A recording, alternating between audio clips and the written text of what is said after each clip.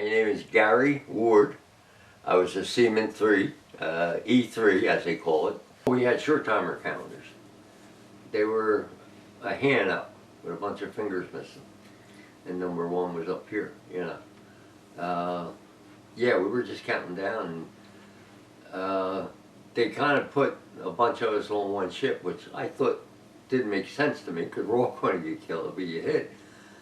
And but they let us do light duty, you know, not DMZ duty, not, you know, in way, because way was leveled.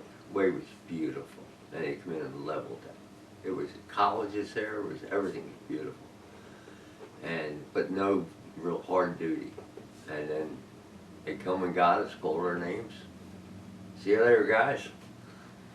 We flew back the same way I was telling you we flew over. We left Da Nang Airport. We went back through Hong Kong, refuel and stuff, you know, and take it easy, and trading stewardesses off. The airlines weren't stupid back then. They had, must have been retired grandmothers waiting on us. And nice ladies, nice ladies. And go from Hong Kong to Hawaii.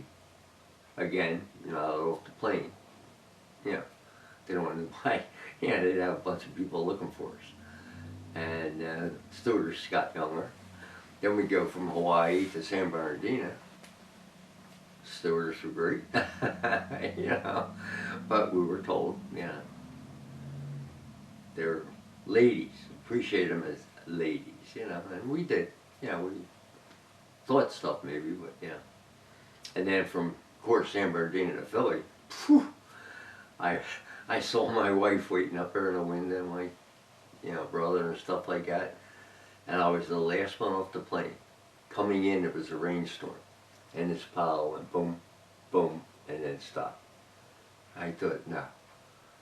I said, 13 months, 12,000 miles over, 12,000 miles back, I'm going to die here in a runway? That's the only thing I thought of. And this stewardess saw me, you know, and she come over and she saw my medals and all. She said, hold my hand. She sat with me. And she goes, you all right? I had told her, you know.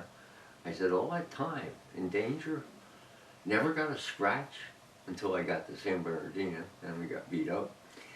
But I flew into Philly, and now I'm going to die. You know, they're going to hit it. No, he's fine. He's a good pilot. You'll be fine. I said, will you walk down the steps with me? She goes, sure. So she, hand in hand, walking down the steps. I got my duffel bag, and I get on the ground. I kiss the ground. I get up, and I kissed her. And my wife's going, you know, my wife to be. But, yeah. And then she looked at me, and I had 2 black eyes and a broken nose.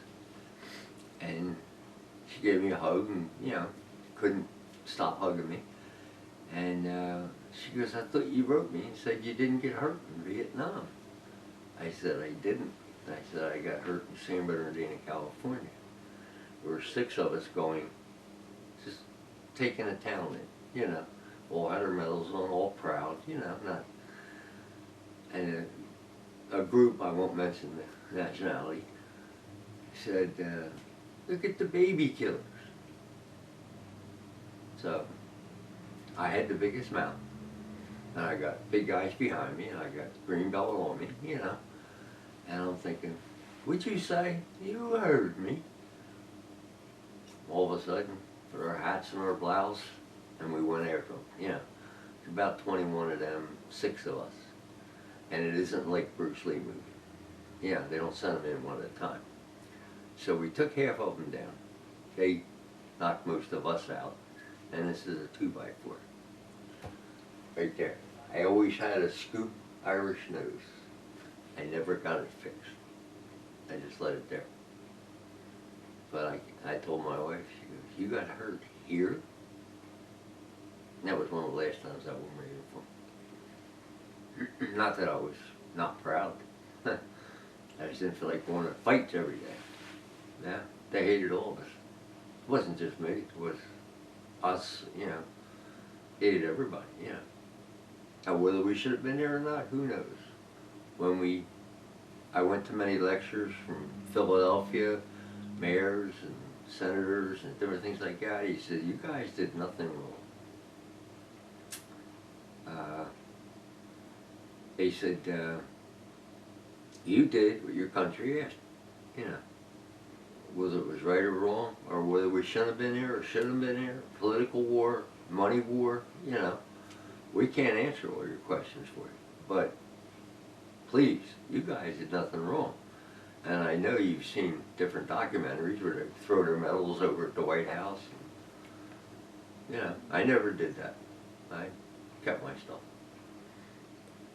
In fact, my grandchildren have my uniform, which I can't wear nowadays. I was 121 pounds when I got home. Well, you saw the skinny picture back then. I was planning on getting married once I left my mother. You know, I went through her little spiel.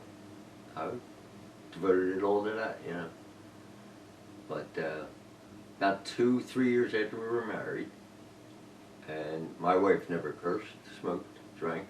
Not that that makes anybody bad, but she was just a lady, 5 feet tall, 100 pounds.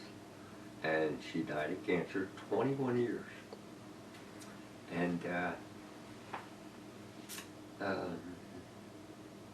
I told the doc, I said, did I give that to her? Yeah, he said, no, you give it to your kids, you couldn't give it to her. So, that was bad, you know. But coming home, she said to me, 2 or 3 years married, she goes, you know, we had our first child. She said, you're not the same man you went over. I said, I went over a boy that come home with me. I said, can't help that.